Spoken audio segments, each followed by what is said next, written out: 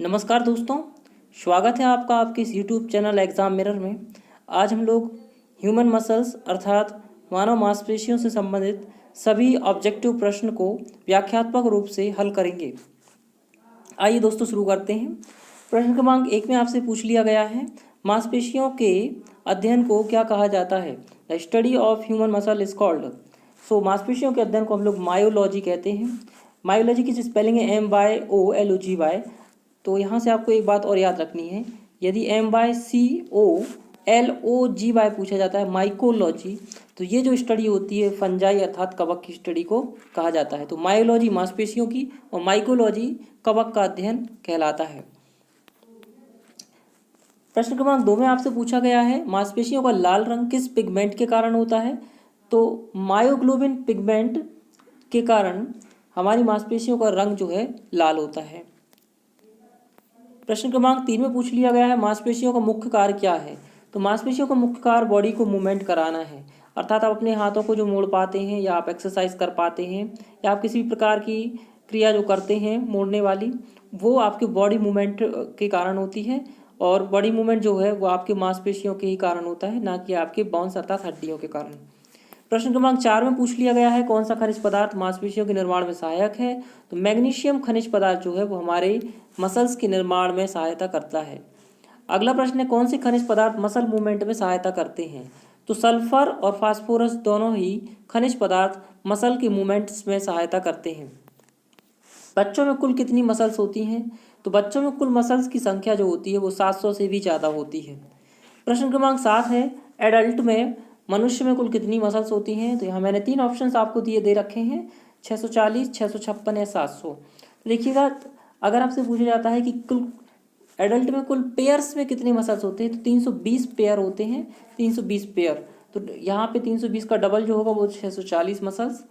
उसके अलावा small muscles की जो संख्या होती है, छोटे जो मसल्स होते हैं वो 44 होते हैं, और अनपेयर मसल जो होते हैं वो 16 होते हैं।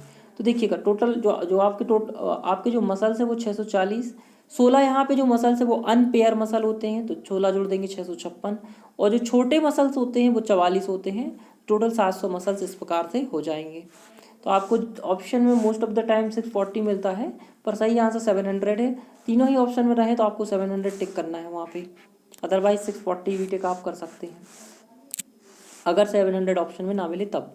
मानव शरीर में सबसे बड़ी मांसपेशी कहाँ पाई जाती है? अगले प्रश्न में पूछा गया है।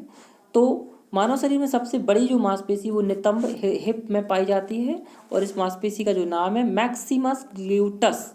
Maximus gluteus.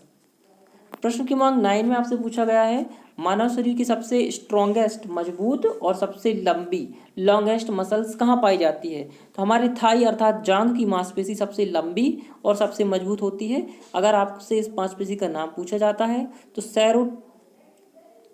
सेरोटोरियस या क्वाड्रिसेप्स, एक ही नाम है ये, एक बार इस नाम से भी पूछा गया था RRB JEE में। तो क्वाड्रिसेप्स या फिर सार्टोरियस जो मसल्स हैं वो सबसे मजबूत और लंबी मसल्स होती है ह्यूमन बॉडी में।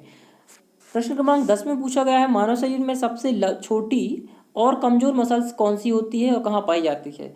तो ये कान में पाई जाने वाली स्टेपिडियस मसल्स जो होती है वो सबसे छोटी और कमजोर मसल्स होती है। अगला प्रश्न है, दो हड्डियाँ जिस जगह पर जुड़ती हैं उस जॉइंट का नाम क्या होता है? तो उस जॉइंट को हम लोग लिगामेंट कहते हैं। अगला प्रश्न है, हड्डी और मसल्स के जुड़ने के स्थान को क्या कहा जाता है? तो जहाँ पर हड्डी और हमारी मांसपेशियाँ जुड़ती हैं उस जॉइंट का नाम टेंडन होता है। सो बोन टू बोन जहाँ जुड़ती हैं उस जॉइंट को हम लोग लिगामेंट कहते हैं, पर जहाँ बोन के साथ मसल्स का ऐड होता है उस जॉइंट को हम लोग टेंडन कहते हैं। तो ये दोनों ही प्रश्न काफ़ी इंपॉर्टेंट हैं।